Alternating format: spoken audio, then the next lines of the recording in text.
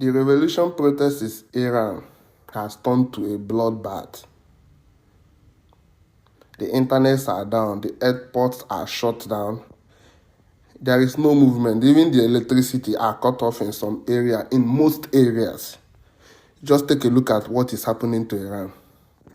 That have died so far as protests go on around the country. Senior political reporter Alina Shirazi, what do we know so far? Yeah, Kayla, I mean, Iran right now is isolated from really the rest of the world. It's a bloodbath that Iranians that I'm speaking with in Iran are comparing to the Hunger Games. Last official report was 500 or more people, but now, as you mentioned, Kayla, it's more so in the thousands. The airlines have stopped. There's restriction, there's censorship. The internet is disconnected. The phone lines are down. And now we've seen this blackout go on for what is about 17 days. From what I'm hearing from people inside of Iran, as they're able to connect to some internet sources with Starlink, essentially they're telling me that the Iranian government is using brute force. They're actually using guns.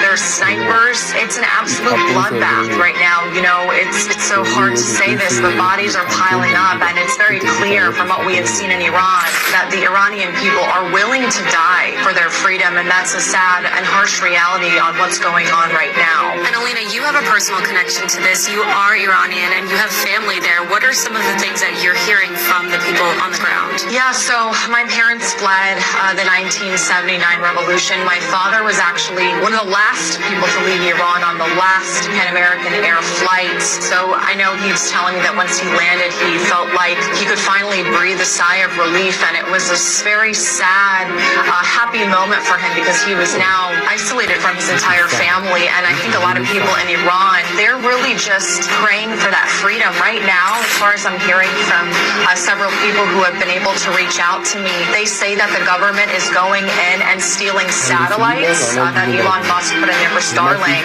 trying to cut off really any semblance of internet access that we have. They're raiding homes, they are kidnapping people, they are torturing them. And, you know, the regime right now, as I've said before, is operating as a zombie regime. You know, their ideology is dying, their government is dying, and right now the only forms that they have of control is violence and repression, and that is what I'm hearing as well from Iranians on the ground when I can.